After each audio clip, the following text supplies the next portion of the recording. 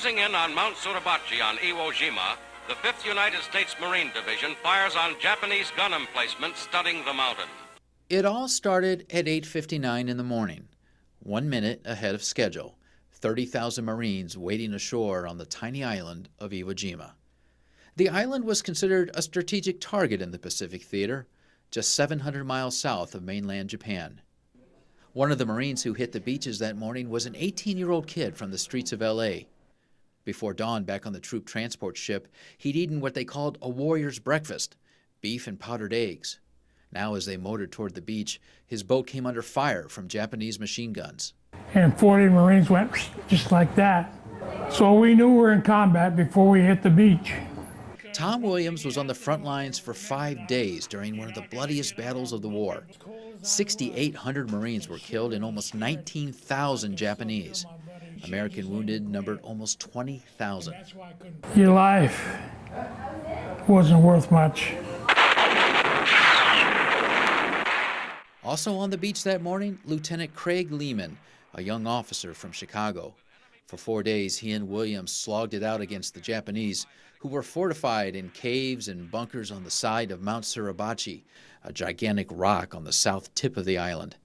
On February 23rd, that mountain would become permanently etched in American history. It had been rainy and cloudy for 2 days before that, but that day the sun came out, and there was this marvelous sight of the flag, the Stars and Stripes over this big rock. Lehman lasted 2 weeks before getting shot in the head. Next thing I knew, I was on my hands and knees, and I could see blood dripping on the rocks. Williams was hit by mortar fire on his 5th day. And I can still see that mortar shell going off. And that's the last I remember. Now, nearly 70 years later, Williams and Lehman come together once a year on the anniversary of the invasion. They eat their own version of a warrior's breakfast, steak and eggs from the ye old pancake house. They surround themselves with fellow Marines and their families, and they talk about their experience. But I say, these guys, I'll just never forget them.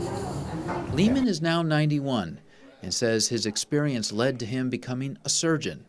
He wanted a life with positive values. One of them is taking care of people that are hurt and relieving suffering of any kind, and that's something real.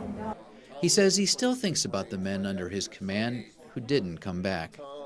Last night, I thought about them for a couple of hours. That's frequent. Williams also thinks a lot about his week on the island. Terrifying. You try and forget, but there are moments when you don't. It was a battle that lasted days, but it changed their lives forever. In Eugene, Bob Shaper, KEZI 9 News.